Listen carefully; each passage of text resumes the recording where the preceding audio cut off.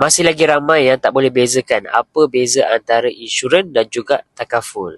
Kalau korang dengar bunyi je macam sama je kan. Macam lebih kurang je takaful adalah insurans, insurans adalah takaful. Tapi tak guys, masing-masing berbeza bapa, berbeza mak. Yang paling penting berbeza agama. Jadi bagi korang yang beragama Islam, terutamanya kena tengok video ni sampai habis. So, apa beza takaful dan juga insurans? Yang pertama adalah takaful ni dia berdasarkan konsep tolong-menolong ataupun istilah dipanggil sebagai tabaruk. Di mana sebahagian duit peserta ni akan dikumpulkan dekat dalam satu tabung. Jadi bila ada peserta yang ditimpa musibah, jadi duit dalam tabung ni akan digunakan. Oh, aku lupa nak bagi tahu. Yang dalam konteks aku sebut peserta tu adalah korang lah yang menjarum. Bagi insurans pula dia menggunakan konsep jual beli perlindungan. Contohnya lah, peserta akan membayar premium dan syarikat yang korang carum tu dia akan mengambil risiko. Jadi bila ada berlaku apa-apa, syarikat tu akan bayar claim lah. Dan yang kedua, untuk takaful dia 100% patuh syariah sebab dia tak ada unsur riba, tak ada unsur gharar. Gharar ni adalah ketidakpastian yang melampau dan juga tak ada unsur perjudian. Dan untuk takaful juga dia ada panel syariah yang memantau.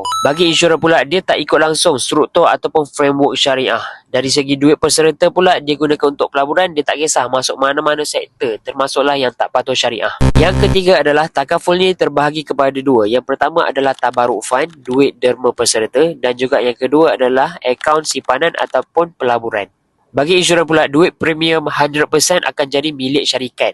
Poin yang seterusnya adalah duit lebihan ataupun surplus. Untuk takaful, sekiranya dalam tabung tu ada duit lebihan, syarikat akan share balik kepada peserta. Manakala bagi insurans pula, duit lebihan 100% akan jadi milik syarikat. Jadi kesimpulan dekat sini, bagi korang yang Muslim beragama Islam, korang ambil lah takaful 100% patuh syariah.